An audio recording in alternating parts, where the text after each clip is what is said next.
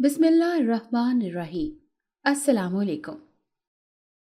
सब बच्चे तैयार हो गए तो बाहर निकल आओ, नईम ने बुलंद आवाज में कहा तो तमाम बच्चों ने यक ज़बान होकर हाँ में गर्दन पुकारी। चलो फिर कमरे में घुसें। क्या कर रहे हो? जल्दी आ जाओ, रिक्शा खड़ा बाहर है, उसमें जाकर बैठ जाओ। नईम ने हाथ में अपनी घड़ी बांधते हुए कहा तो सब चारों बच्चे भागते हुए बाहर की जानिब लपके। राहीला जल्दी करो, तुम्हें तो 10 दिन पहले तैयार होने का कहा जाए तो तुम तैयार होती हो। वो बीवी से मुखातिब होते हुए बोले। अरे बस कमरों को लॉक कर रही हूँ, आने लगी हूँ। अकेली जान हूँ, पूरा घर देखना होता है, किधर किधर जाऊँ और क्या क्या करूँ। वो एक लंबा तफसीली सा जवाब तैयार किए बैठी थी। नईम ने झुंझलाते हुए अच्छा कहकर बात खत्म कर दी। वो आई तो उसने एक साइड पर बड़ा सारा पर्स पकड़ा था और दूसरे हाथों में दुपट्टा पकड़ा था और कानों में झुमके पहन रही थी। सामने पड़ी सारा पर नजर पड़ी तो वो उसे ही देख रही थी। राहिला ने अपना दूसरा झुमका पहनने की गर्ज से गर्दन मोड़ ली। सारा को शदीद दुख ने घेर लिया कि किस कदर एहसास से आ रही हैं ये लोग। सारा अपनी ख्याल रखना, हम जल्दी ही वापस आ जाएंगे, नईम ने उसे तसल्ली देते हुए कहा तो उसने भी गर्दन हाँ में हिला दी। राहिला, सारा ने कुछ खाया और मेडिसिन दे दी इसे। अब वो राहिला की तरफ मुतवज्जे हुआ। उसकी बात सुनकर राहिला को भी याद आया, नहीं, सुबह जब सबने खाया तभी इसने भी खाना खाया था। राहिला का दूसरा झुमका कान में पहनते हुए हाथ रुक गया। इसकी बात सुनकर नईम का गुस्सा भी आसमानों को छू गया। राहिला, तुम इस कदर लापरवाह कैसे हो सकती हो? वो गुस्से से चिल्लाया। मेरे जहन में ही नहीं रहा था। और ये खुद नहीं बोल सकती कि क्या ये गूंगी है या इसे कहते हुए शर्म आती है? अब राहिला सारा को गुस्से से डांटने लगी। मेरी अकेली जान, पूरे घर को भी देखूं और उसके भी सारे जतन पूरे करूं, लेकिन बुरी फिर भी मैं ही हूं। नहीं भी याद रहता, आप भी तो सुबह के घर थे, आप देख लेते अगर इतना ही ख्याल था बेटी का तो। ये अच्छी मुसीबत है मेरे गले को। शादी इसकी खिदमत करने के लिए करवाई थी मैंने। अपने बच्चे संभालूं या इसको देखूं? वो लड़ने वाले अंदाज में चीखने लगी। नईम को उम्मीद थी कि अब अगर वो बोला तो लड़ाई बढ़ती बढ़ती मजीद बढ़ जाएगी और सारी शादी कराकड़ी होकर रह जाएगी। उसने मुट्ठियां भींचते हुए अपना गुस्सा जब्त किया और बाहर की जानिब चल पड़ा। अब कहाँ चल दिए? राहिला को भी समझ न आई कि अब क्या करें और इसे बाहर की जानिब जाता देखकर बोली, मरने जा रहा हूँ। जाना है तुमने भी? नईम का गुस्सा मजीद बढ़ गया। सारा खामोशी से आंसू बहाने लगी कि उसके पास कोई चारा न था आंसू बहाने के अलावा। वो बेबसी से राहिला को देखने लगी। राहिला ने गुस्सीली निगाह उस पर डाली तो वो शर्मिंदा होकर रह गई। उसने बेबसी से उसकी तरफ देखा तो वो कदम बढ़ाती नईम के पीछे चली गई। कुछ देर बाद ही नईम आया तो उसके हाथ में रोटियां और सालन था। न जाने वो तंदूर से लाया था या कहीं और से। उसने सारा को उठाया और खाने को दिया। सारा चुपचाप उठकर खाने लगी। बच्चों ने बाहर उधम मचा रखा था। वो उन्हें डांट कर चुप कराकर बिठा कर आया। नईम का दिल नहीं किया वहां से जाने को, लेकिन मजबूरी थी। वो वाहिद था जो उसके लिए इस तरह तड़पता था, लेकिन कभी वो काम के बोझ की वजह से उससे लापरवाह भी हो जाता था। जब वो लापरवाह बनता तो उसे सारा याद भी न रहती। वो दिन सारा के लिए कांटों पर गुजरते जब उसका बाप भी उससे बेखबर हो जाता। रात भी थका हारा वो आया और उससे थोड़ी सी बात करके वो चला गया था और सुबह से बस बहन के घर जाने की उलझन में रिक्शा करवाकर ये काम करो वो काम करो, उसे सारा का ख्याल ही ना रहा। अब उसे खुद पर अफसोस हो रहा था, क्योंकि राहिला तो सारा को पहले दिन से ही कबूल नहीं करती थी कि वो चल नहीं सकती। उस बदनसीब को तो उसके पैदा करने वाली माँ छोड़कर चली गई तो उसके लिए क्या कोई जज्बा रखती। नईम उसे बहुत प्यार से ना सही लेकिन उसका पूरा ख्याल ज़रूर रखता था। उसके पैदा होने में कुछ पेचीदगियों की वजह से उसकी माँ दोबारा माँ नहीं बन सकती थी और सारा ने भी 4 साल बाद ना चलना शुरू किया तो नईम ने बहुत से डॉक्टरों को दिखाया। डॉक्टर ने उसके चलने की हकीकत वाजे कर दी कि वो नहीं चल सकेगी। नईम की माँ को जब पता चला तो उसने नईम को दूसरी शादी करवा दी, लेकिन सारा की माँ शौकन बर्दाश्त न कर सकी और तलाक ले ली। लेकिन वो सारा को किसी तरह कबूल करने को तैयार न थी। वो सारा को अपने घर उजड़ने का कसूरवार समझती थी। वो उसे छोड़कर चली गई। कुछ ही अरसा गुजरा कि नईम की वालदा भी चल बसी। राहिला भी नईम की मौजूदगी में ही उसके आगे पीछे फिरती, लेकिन बाद में वो उसे इतने कोसने देती, लेकिन सारा ने कभी उफ तक न की। वो खामोशी से बेबस होकर लेटी रहती। ना ही उसने कभी बाप को शिकायत लगाई कि राहिला बाद में उसे कितने कोसने देती है। नईम उसके सारे ट्रीटमेंट करवाता है और पूरी कोशिश करता है कि वो अपने पाँव पर चलने लग जाए, लेकिन अब तो डॉक्टरों ने भी सारी उम्मीद खत्म कर दी थी। वो 19 साल से चारपाई से जुड़ी थी। उसकी कमर और टांगें दोनों ही मफलूज होने की वजह से वो सिर्फ तकिए के सहारे बैठ सकती थी, ना वो चल सकती थी। لیکن اب اتنی بہتری آئی تھی کہ وہ بیٹھ کر کھانا خود کھانے لگ گئی تھی۔ میڈیسن ادھر رکھ رہا ہوں، دھیان سے کھا لینا، اور روٹیاں زائد لایا ہوں، کھا لینا۔ اگر کسی چیز کی ضرورت ہوئی تو راہیلہ کا فون ادھر ہی ہے، تم ساتھ میں اپنی آنٹی کو کال کر لینا، وہ آ جائیں گی۔ انہوں نے اسے تسلی دی، لیکن اسے تسلی نہ ہوئی۔ وہ بس یہی سوچتی رہی کہ کیسے وہ کب تک اکیلی رہے گی۔ وہ سوالیہ نظروں سے اس کی طرف دیکھ رہے تھے تو اس نے اداسی سے گردن ہاں میں ہلا دی۔ ان کا دل بھی دکھ گیا، لیکن وہ اسے ساتھ نہیں لے جا سکتے تھے۔ چلیں آپ اٹھ بھی جائیں، پہلے ہی اتنی دیر ہو گئی ہے۔ راہیلہ سے ان دونوں کا پیار برداشت نہ ہوا تو وہ مزید گویا ہوئی۔ جاؤ جا کر بیٹھو، میں آتا ہوں۔ اس کا لہجہ تھوڑا سخت تھا تو وہ نہ چاہتے ہوئے بھی وہاں سے چلی گئی۔ نعیم نے شفقت سے اس کے سر پر ہاتھ رکھا اور 2 آنسو ٹوٹ کر اس کے کھانے میں جذب ہو گئے۔ ہمارا جانا مجبوری ہے، تمہاری پھپھو کی بیٹی کی مہندی ہے نا، تو وہ بہت ناراض ہوں گی اگر میں نہ گیا تو۔ لیکن میں کیا کروں، میں تمہیں ساتھ بھی نہیں لے کر جا سکتا۔ تمہاری پھپھو کتنا چڑھتی ہیں تم سے، تمہیں تو پتہ ہے نا، اور تمہاری کمر میں پھر درد شروع ہو جائے گی۔ انہوں نے اسے نرمی سے کہا۔ اس نے ان کی بات پر اثبات میں گردن ہلا دی۔ اس سے پہلے کہ وہ ہچکیوں کے ساتھ روتی، اس نے نعیم کا ہاتھ اپنے سر سے ہٹایا اور اسے جانے کا کہا۔ نعیم بھی اس کا اشارہ سمجھ کر وہاں سے اٹھ کر چلا گیا۔ اس کے جاتے ہی وہ ہچکیوں سے رونے لگ گئی۔ اللہ جی، کیا میں اتنی بری ہوں؟ وہ اللہ سے مخاطب ہوتے ہوئے بولی، اور نہ جانے کتنی دیر روتی رہی۔ وہ چپ چاپ لیٹی رہی۔ اسے پانی کی پیاس محسوس ہوئی تو اس نے بے بسی سے ادھر ادھر دیکھا تو اسے پاس ہی پانی کا گلاس پڑا دکھائی دیا جو پانی سے بھرا ہوا تھا۔ اس نے یاد کیا کہ اس نے تو اس میں سے پانی پیا تھا اور گلاس بالکل خالی تھا، لیکن اب وہ گلاس خالی ہونے کے بجائے پانی سے بھرا ہوا تھا۔ وہ حیران ہوئی، کیا پتا بابا نے جانے سے پہلے رکھ دیا ہو اور میرا دھیان نہ ہو۔ اس نے خود کو تسلی دی اور پانی پی لیا۔ وہ اپنے خیالوں میں مگن لیٹی تھی۔ اسے شدید خواہش ہوئی کہ کاش ابھی وہ کچھ ٹھنڈا کھائے۔ ابھی وہ یہ بات دل میں سوچ ہی رہی تھی کہ اسے اپنے پاس ایک کپ آئس کریم کا پڑا دکھائی دیا۔ وہ دنگ رہ گئی۔ اسے سمجھ نہ آئی کہ ایسے کیسے ہو سکتا ہے۔ اس نے ادھر ادھر دیکھا تو ادھر ادھر کوئی بھی نہیں تھا۔ اسے خوف محسوس ہونے لگا۔ اس نے وہ کپ ہلایا تک نہیں۔ اسے ڈر لگنے لگا۔ اس کا دل کیا کہ ادھر سے بھاگ جائے۔ اس نے جلدی سے موبائل اٹھا کر ساتھ والی ہمسائی کو فون کر کے بلایا۔ وہ آئیں تو انہوں نے آئس کریم کا پوچھا تو وہ ٹال گئی کہ بابا لے کر دے کے گئے ہیں، کیونکہ وہ اتنی سمجھ رکھتی تھی کہ اگر اس نے بتایا تو وہ اس کی بات پر یقین نہیں کریں گے۔ اس نے آئس کریم انہیں کھانے کا کہا۔ ارے تیرے بابا تیرے لیے دے کر گئے ہیں، تم کھاؤ۔ انہوں نے اس کے سر پر ہاتھ پھیرا۔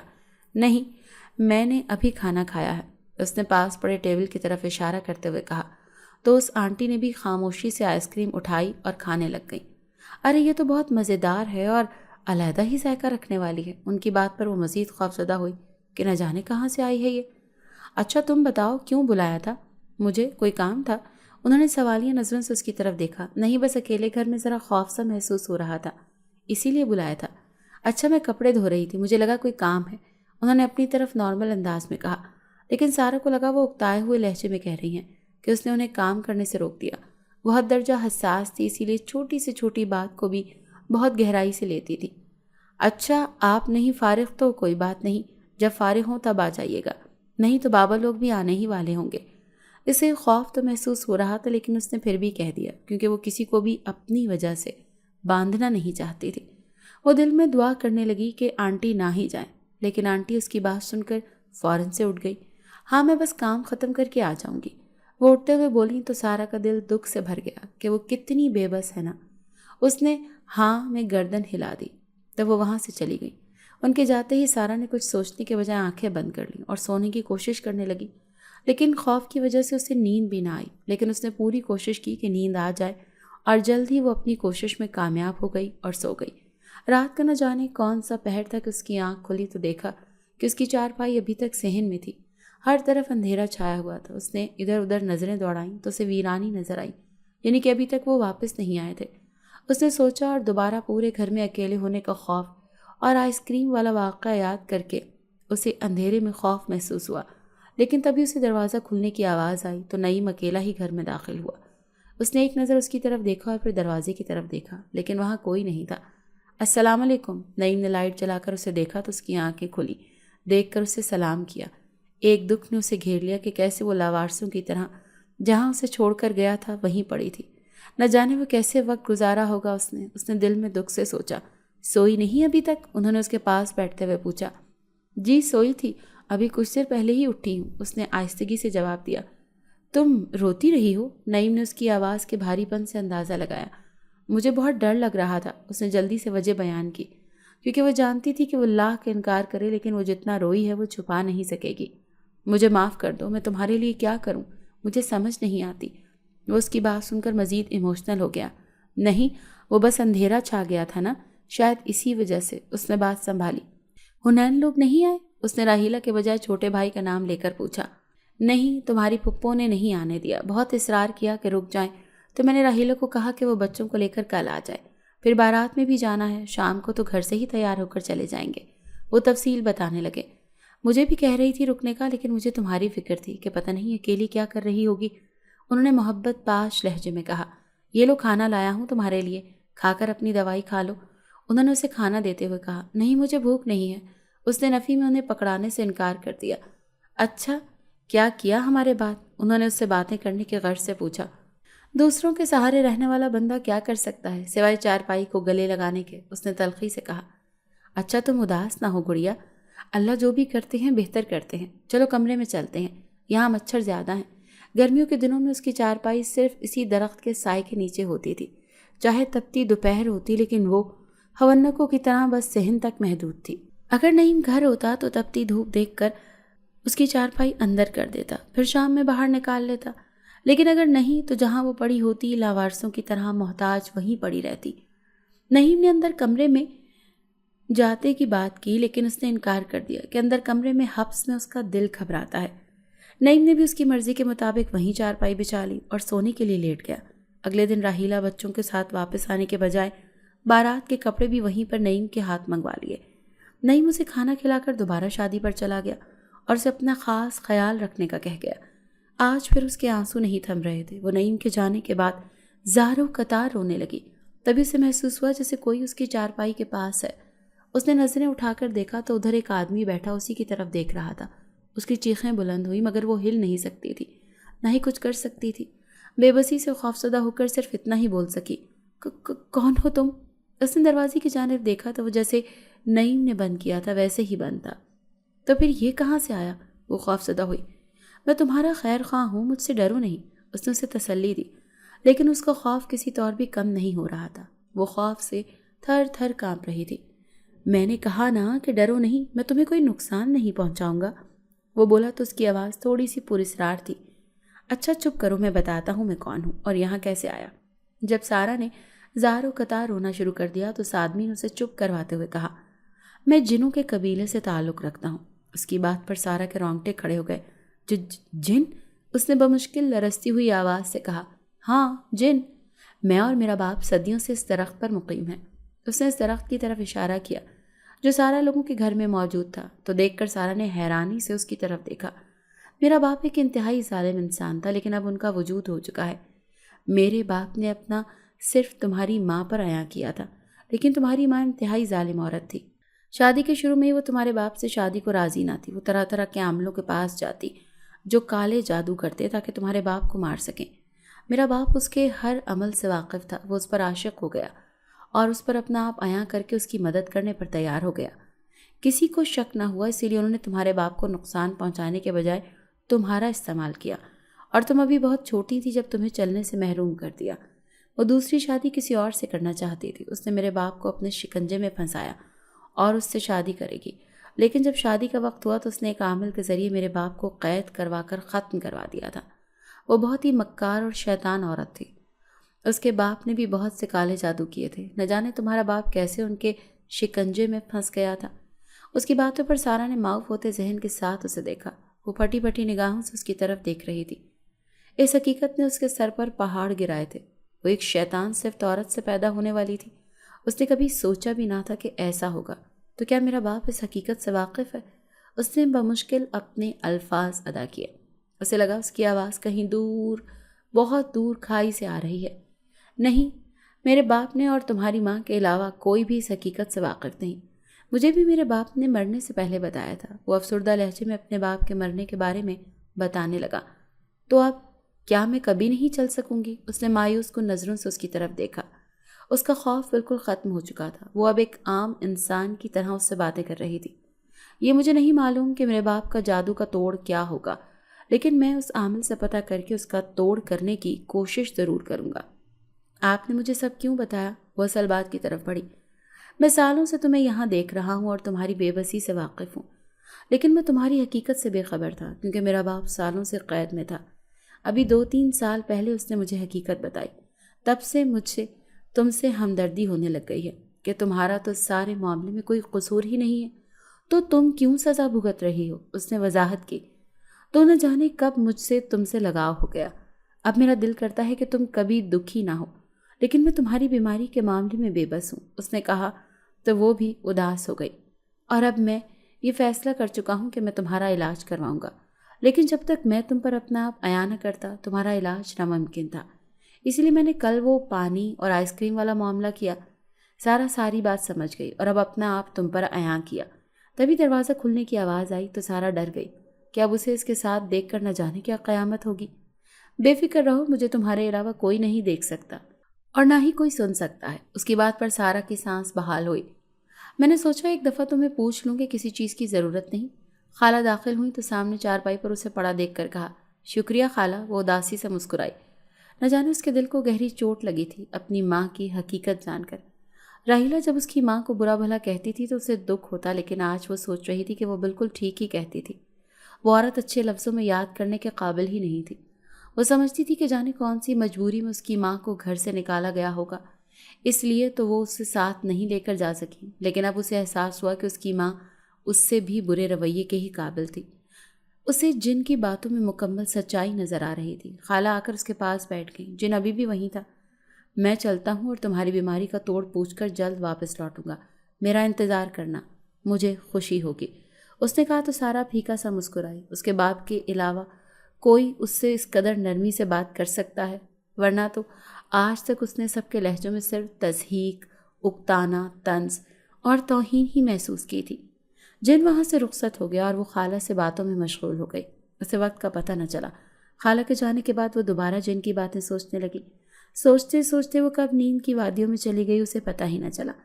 اگلے دن اس کی آنکھ کھلی تو گھر میں شور بہت زیادہ تھا۔ اس نے آنکھیں کھولیں تو تمام بچے اور گھر والے واپس آ چکے تھے۔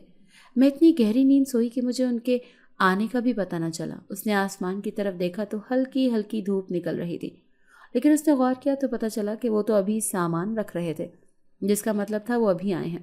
اس نے حنین کو اشارے سے پاس بلایا تو وہ بھاگتا وہ اس کے پاس آیا۔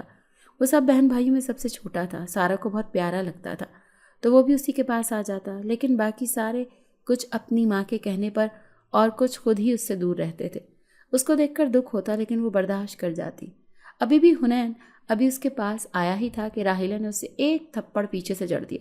آتے ہی معشوقوں کی طرح شروع ہو گیا ہے، یہ سینڈل تیرے باپ نے نکالنے ابھی نئی دلوائی تھی، بیڑا غرق کر دیا ایک دن میں ہی۔ اس نے سارا کا پرسوں کا سارا غصہ اس پر اتارا اور اسے ڈانٹتے ہوئے کھینچ کر لے گئی اور سارا کو ایسے نظر انداز کیا گویا وہ وہاں تھی ہی نہیں۔ سارا کو دکھ نے اپنی لپیٹ میں لے لیا کہ وہ کیا انہیں کھا جائے گی، اس نے دکھ سے سوچا۔ تبھی ادھر وہی جن نمودار ہوا۔ سارا، اس نے اسے پکارا تو سارا بھی متوجہ ہوئی۔ میں نے پتہ لگوا لیا ہے اس جادو کے توڑ کا، اس نے بات شروع کرتے ہوئے کہا۔ تو سارا نے آہستہ سے ادھر ادھر دیکھا اور اس سے پوچھا۔ تو اس نے ایک توڑ بتایا جس سے تم بالکل ٹھیک ہو کر اپنے پاؤں پر چل سکتی ہو اور عام انسانوں کی طرح زندگی گزار سکتی ہو، اس نے اسے خوش کرتے ہوئے کہا۔ اچھا، وہ کیسے؟ اس نے خوشی سے پوچھا، لیکن وہ چپ کر گیا۔ لیکن کیا؟ سارا بھی اس کے اس لیکن پر اٹک گئی اور اس کی خوشی جھاگ کی طرح بیٹھ گئی۔ اس میں خطرہ ہے۔ کیسا خطرہ؟ سارا ان پہیلیوں پر جھنجھلا گئی۔ یہاں سے بہت دور جنات کی بستی میں ایک جنگل ہے، اس جنگل کے پاس پہاڑ ہیں اور اس پہاڑوں پر کچھ جڑی بوٹیاں ہیں۔ ان جڑی بوٹیوں کا رس نکال کر اگر تمہیں پلایا جائے تو تم چل سکتی ہو، لیکن اس سے پہلے تمہیں ایک رس اور پینا ہوگا اور اس رس کے پینے کی 1 مہینے بعد اگر ان پہاڑوں کی جڑی بوٹیوں والا رس نہ پیا تو تم مر سکتی ہو۔ اس کی بات پر سارا بھی چپ کر گئی۔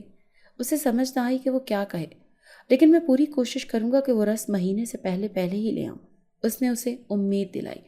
تو تم جن ہو، تمہارے لیے تو کچھ بھی مشکل نہیں نہ، تم تو جادو کے ذریعے کچھ بھی کر سکتے ہو نا؟ ہاں، لیکن وہ جنات کی بستی کا سفر، وہاں پر جادو نہیں چلے گا، وہاں مجھے سفر کرنا پڑے گا جو کافی دن پر مشتمل ہوگا۔ اس نے اسے ساری بات سمجھائی۔ اچھا، تو اب پھر؟ ابھی تو وہ عامل جس سے پہلا رس لینا ہے وہ یہاں موجود نہیں، اسے آنے میں دن لگیں گے، ہمیں انتظار کرنا ہوگا۔ اس نے بتایا تو وہ مایوس ہو گئی، لیکن زیادہ دیر انتظار نہیں کرنا پڑے گا، اس کی تسلی سے اسے تھوڑی سی ڈھارس ہوئی۔ اب وہ جن ہر وقت اس کے ساتھ درخت کے پاس بیٹھا رہتا اور وہ ڈھیروں باتیں کرتے۔ یہ تمہاری بیٹی مجھے لگتا ہے خود سے باتیں کرنے لگی ہے۔ نعیم کھانا کھا رہا تھا جب راحیلہ نے اسے رازداری سے کہا۔ مطلب؟ نعیم کا کھانا کھاتے ہوئے ہاتھ رک گیا۔ مطلب یہ کہ خود ہی بولی جاتی ہے، نہ کوئی پاس ہوتا ہے، پھر بھی خود سے ہی باتیں کرتی رہتی ہے۔ وہ دوبارہ گویا ہوئی، خود ہی ہنس بھی جاتی ہے۔ پہلے تو ہر وقت منہ پر 12 بجتے رہتے تھے، لیکن اب اتنی خوش رہتی ہے۔ اس کی باتوں پر نعیم چونک گیا۔ وہ جب سارا سے بات کرتی ہے تو وہ ٹھیک بات کرتی ہے۔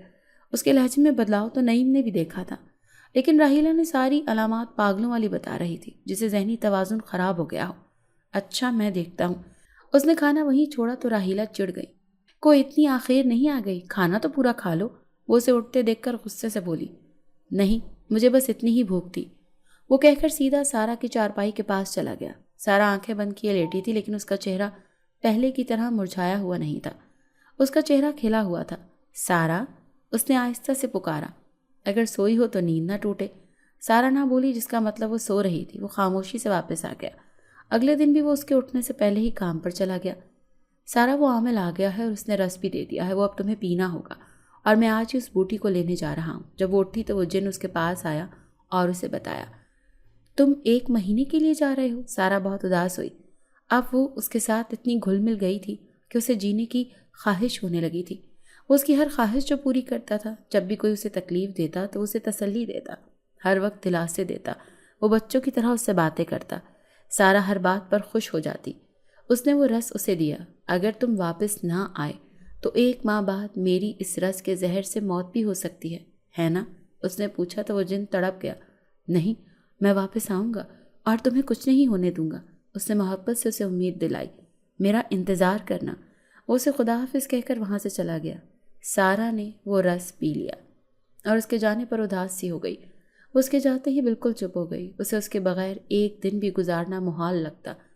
نعیم نے راحیلہ کی باتوں کے بعد خود نوٹ کرنا شروع کیا تو اسے کہیں بھی وہ باتیں نظر نہ آئیں جو راحیلہ نے اسے بتائی تھیں۔ اسے پتا تھا کہ راحیلہ اسے کتنا چڑھتی تھی۔ اس نے اسے چڑھنے کا نام دے کر سر جھٹک کر چھوڑ دیا۔ وہ تو اب بھی جب سارا کو دیکھتا وہ اداس ہی ہوتی۔ سارا، اتنی اداس کیوں رہتی ہو؟ ایک دن وہ کام سے واپس آیا تو اس کے پاس بیٹھ گیا تو پوچھنے لگا، میرے جیسے لوگ خوش بھی ہو سکتے ہیں؟ وہ ناشکری سے بولی۔ ایسے حالات نے اس قدر ناشکرا اسے کر دیا تھا کہ وہ ہر بات پر اپنے نصیب کو ہی کوستی۔ ہاں، تمہیں خوش ہونا منع ہے؟ اس نے پیار سے کہا۔ منع ہی ہے، کیونکہ میرے پاس خوش ہونے کی کوئی وجہ ہی نہیں۔ وہ پھر ناشکری سے بولی۔ وجہ خود ڈھونڈنی پڑتی ہے، انہوں نے سمجھایا۔ چلیں اب ڈھونڈے نا پھر۔ مجھے تو ایسے لگتا ہے جیسے میری بہت قیمتی چیز کھو گئی ہو، میں اس کے انتظار میں ہوں۔ وہ کھوئے کھوئے لہجے میں بولی تو نعیم نے غور نہ کیا۔ راحیلہ بتا رہی تھی کہ تم خود سے باتیں کرنے لگ گئی ہو۔ اس نے کافی دن کے بعد اس سے یہ بات کی۔ تو آپ نے یقین کر لیا؟ اس نے بے پرواہی سے کہا۔ وہ کہتی ہے، میں نے خود دیکھا ہے اور بچے بھی کہہ رہے تھے کہ انہیں لگتا ہے کہ اس نے صفائی پیش کی۔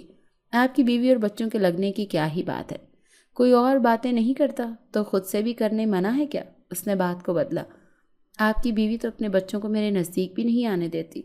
اس نے پہلی دفعہ نعیم سے ایسی کوئی بات کی تھی، ورنہ وہ ہمیشہ یہی کہتی تھی کہ راحیلہ اس کا بڑا خیال رکھتی ہے۔ شاید وہ اس جن کے جانے پر اتنی اداس تھی کہ بس بولتی ہی چلی جا رہی تھی اور اندر کی بھڑاس نکالتی جا رہی تھی۔ تم بچوں کو کھا جاؤ گی؟ وہ اس نئے انکشاف پر حیران ہوئے۔ انہیں لگتا ہے شاید ان کا خیال ہے کہ ان کے بچے میرے پاس آئیں گے تو وہ بھی اس بیماری کا شکار ہو جائیں گے۔ نہ جانے جن کی جدائی تھی یا واقعی ان باتوں کو کرتے ہوئے وہ رو دی۔ اچھا تم فکر نہ کرو، میں اس سے بات کروں گا۔ نعیم بھی افسردہ ہوا۔ نہیں، وہ پھر کہیں گی میں شیطان ہوں اور میاں بیوی کی لڑائی کرواتی ہوں۔ میں منحوس ہوں، کسی کو راضی نہیں دیکھ سکتی۔ وہ زہر خوند لہجے میں بولی۔ نعیم کو اتنا تو اندازہ ہو گیا تھا کہ وہ اسے برا بھلا کہتی ہے، لیکن راحیلہ اس قدر اس کے سامنے زہر اگلتی ہے یہ اسے پتہ نہیں تھا۔ وہ حد درجہ بیوی کے رویے پر رنجیدہ ہوا۔ ایک بات پوچھوں؟ اس نے نعیم کی طرف دیکھتے ہوئے کہا۔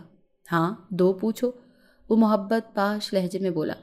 میری ماں کیسی عورت تھی؟ اس کے سوال نے نعیم کو حیران کر دیا کہ اس نے آج سے پہلے کبھی بھی اپنی ماں کی بات نہیں کی تھی۔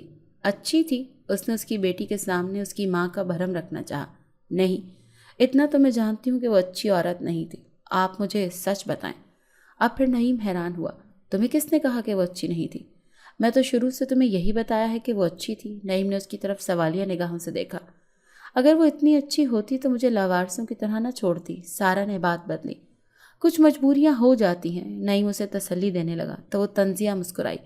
آپ مجھے سچ بتائیں، اب میں بچی نہیں ہوں جو ان جھوٹے دلاسوں سے سمجھ جاؤں گی۔ نہ جانے اس کے لہجے میں کیا تھا کہ نعیم کو ہار ماننا پڑے۔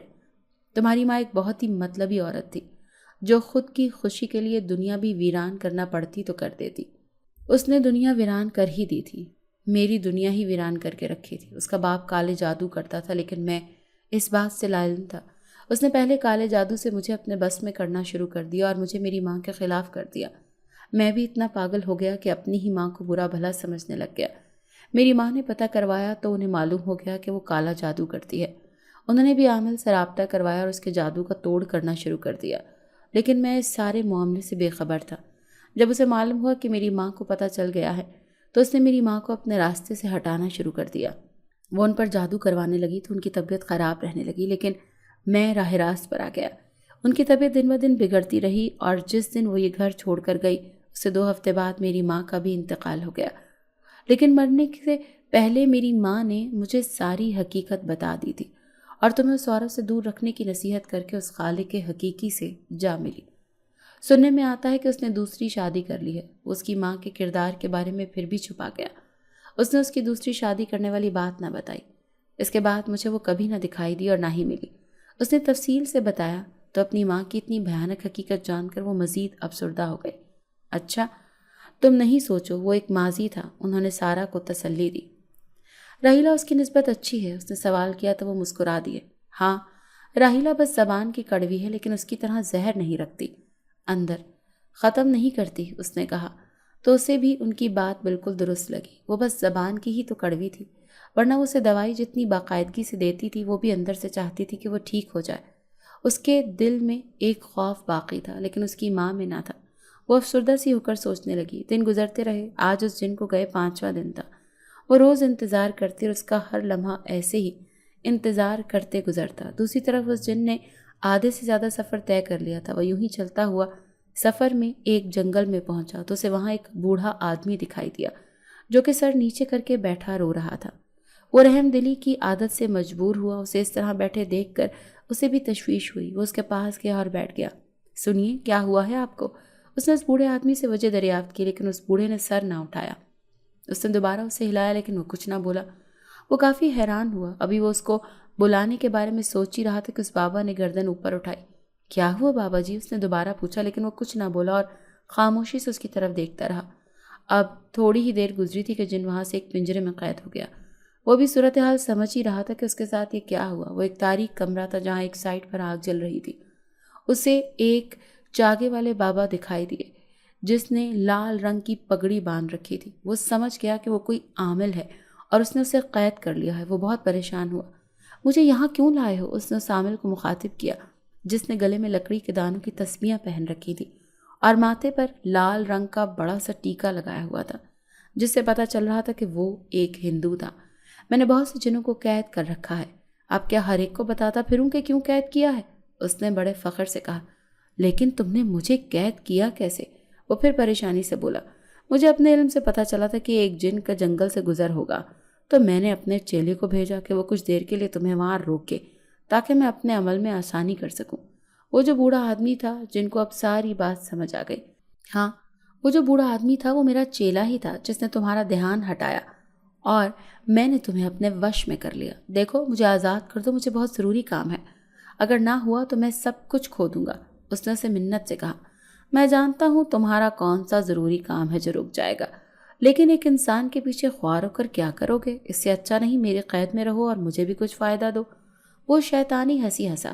جن نے غصے سے مٹیاں بھینچیں اور سوچنے لگا کہ اب وہ کیا کرے۔ اس نے اپنے ارد گرد دیکھا تو اور بھی بہت سے جن وہاں قید تھے۔ وہ عامل وہاں سے غائب ہو گیا اور جن بے بسی سے سوچنے لگا کہ اب کیا کرے۔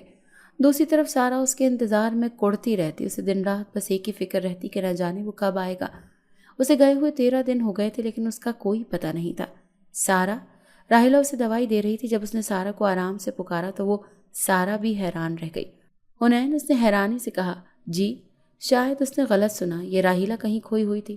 تم پہلے سے زیادہ بہت بیمار اور لاغر ہو گئی ہو کیا؟ تمہیں کوئی ٹینشن ہے کیا؟ راحیلہ کے منہ سے سن کر سارا بے ہوش ہونے والی ہو گئی۔ کہ اسے اس کی فکر کب سے ہونے لگی؟ اس طرح کیا دیکھ رہی ہو؟ دیکھو، جب میں شروع میں آئی تھی تو مجھے تم سے کوئی مسئلہ نہیں ہوتا تھا، بلکہ خوشی سے تمہیں سنبھالتی تھی۔ اس نے سارا کو یاد کروایا۔ لیکن سارا تب بہت چھوٹی تھی، اسے یاد نہ آیا۔ تم تب بہت چھوٹی تھی اسی لیے تمہیں یاد نہیں، لیکن میں شروع میں تمہیں بہت اچھے سے سنبھالتی تھی، اس نے اسے بتایا۔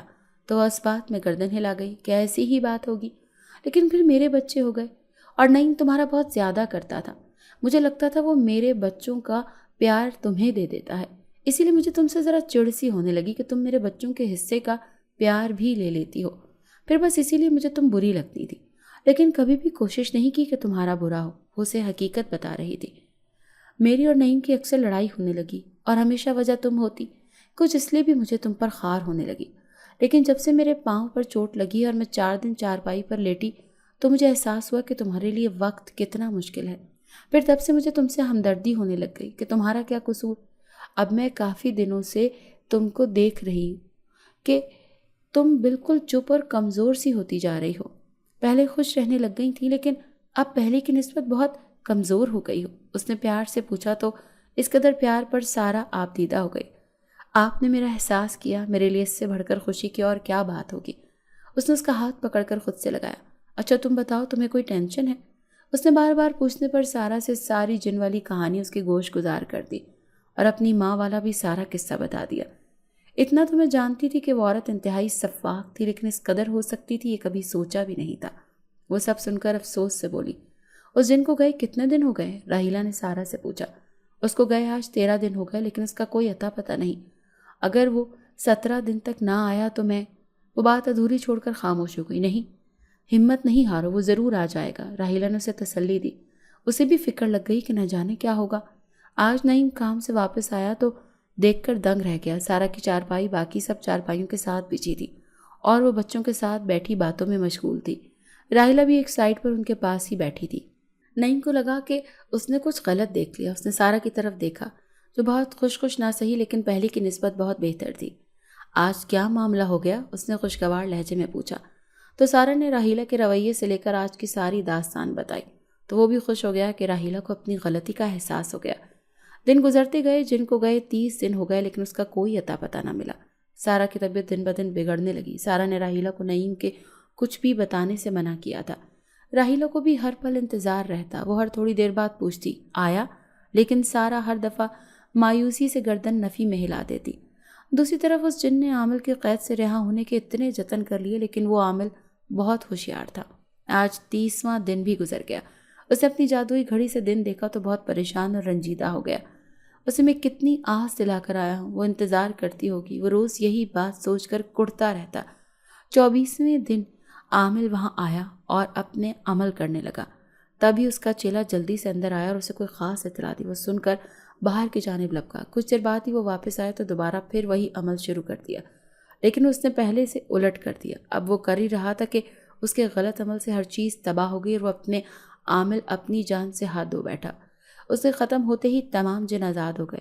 اس جن کی خوشی کا تو کوئی ٹھکانہ نہ تھا۔ وہ جلدی سے اپنے سفر کی طرف روانہ ہوا اور 24ویں دن وہ اس بوٹی کو پانے میں کامیاب ہو گیا۔ اس نے اس کا رس نکالا اور واپسی کی راہ لی۔ صرف ایک دن رہ گیا ماں، سارا اب اسے ماں کہتی تھی۔ تم فکر نہیں کرو، ابھی کل کا دن باقی ہے، کچھ نہیں ہوگا، امید رکھو، ہمت نہیں ہارو۔ راحیلہ نے اسے تسلی دی۔ وہ چپ کر گئی۔ وہ رو رو کر تھک چکی تھی۔ اب اسے موت کے خوف نے ادموا کر دیا تھا۔ جب سے وہ جن اسے ملا تھا وہ مرنا نہیں چاہتی تھی، لیکن اب جب اس کے آنے کی امید ختم ہو رہی تھی تو اس کو اپنی زندگی کی ڈور بھی ٹوٹتی ہوئی محسوس ہوئی۔ ہاں، اس نے مجھے بہت امید دلائی تھی کہ وہ ضرور آئے گا، تو وہ ضرور آئے گا، سارا نے بھی ہلکی سی امید میں کہا، لیکن شام میں اس کی حالت بہت نازک ہو گئی تھی۔ وہ سانس بھی مشکل سے لے رہی تھی۔ راحیلہ نے ساری بات نعیم کو بتائی۔ نعیم نے جب ساری بات سنی تو پہلے تو اسے یقین نہ آیا، لیکن جب سارا نے بتائی تو اسے یقین کرنا پڑا۔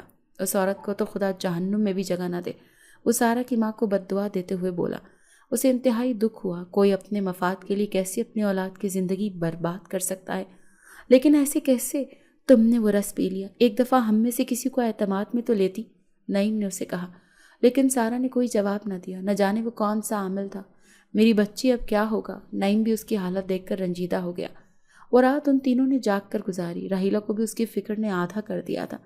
اس نے اس سے ان تھوڑے سے دنوں میں ہی بہت زیادہ لگاؤ ہو گیا تھا اور کچھ شوہر کی وجہ سے وہ مزید دکھی تھی۔ وہ اپنی ہی سوچوں میں مگن تھے جب سارا نے خوشی سے انہیں پکارا۔ وہ آ گیا، اس نے انہیں کہا تو سارا نے اسے ان کے سامنے آنے کا کہا۔ جن ان کے سامنے آ گیا۔ چونکہ وہ اس کا غیبی تعارف کروا چکی تھی اسی لیے انہیں اس سے خوف محسوس نہ ہوا۔ اس نے جلدی سے وہ رس سارا کو دیا تو سارا نے پی لیا، لیکن اسے پیتے ہی کچھ دیر بعد وہ بے ہوش ہو گئی۔ راحیلہ اور نعیم بہت پریشان ہوئے، لیکن اس جن نے اسے تسلی دی۔ اگلے دن صبح کو سارا کو ہوش آئی تو اس کی ٹانگیں ہلنے لگیں۔ اس نے اٹھنے کی کوشش کی تو اس کی خوشی کی انتہا نہ رہی، وہ صحیح سے اٹھ گئی تھی۔ راحیلہ اور نعیم نے اسے چارپائی سے سہارا دے کر زمین پر کھڑا کیا تو اس نے خوشی سے دیکھا اس کے قدم زمین پر لگ گئے تھے اور وہ آگے بڑھ سکتی تھی، لیکن اسے چلنا ہی نہیں آیا۔ نعیم اور راحیلہ اسے پکڑ کر پورے ہال میں چلانے لگے۔ جن سامنے کھڑا دیکھتا رہا اور مسکراتا رہا۔ وہ چلتی ہوئی اس کے پاس آئی اور اس کا شکریہ ادا کیا۔ تو مجھے چھوڑ کر تو نہیں جاؤ گے نا؟ اس نے خوف سے پوچھا۔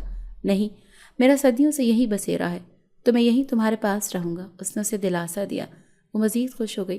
یعنی کہ تم ہمیشہ میرے ساتھ رہو گے؟ راحیلہ نے پوچھا تو اس نے اس بات میں گردن ہلا دی۔ بچے اسکولوں سے آئے تو اس سے مل کر بہت خوش ہوئے۔ نعیم نے سارے محلے میں مٹھائی بانٹی۔ ابھی وہ صحیح نہیں چلنے لگی تھی۔ راحیلہ اور نعیم اسے سہارا دے کر چلنا سکھا رہے تھے، لیکن کچھ دن بعد ہی اس نے خود اپنے پاؤں پر چلنا شروع کر دیا۔ وہ خوشی سے ادھر ادھر پھرتی۔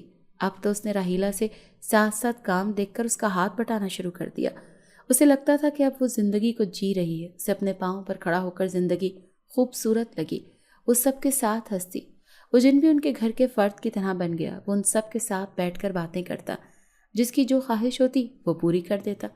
نعیم کو کسی کام میں مدد چاہیے ہوتی تو وہ اس کی مدد کرتا، لیکن اس نے ان کے گھر کے باہر کسی کو بتانے سے سختی سے منع کیا تھا۔ اس طرح وہ ہنسی خوشی زندگی گزارنے لگے۔ اگر آپ کو آج کی ہماری کہانی پسند آئی ہے تو اسے لائک کیجیے اور اپنے پیاروں کے ساتھ شیئر کیجیے۔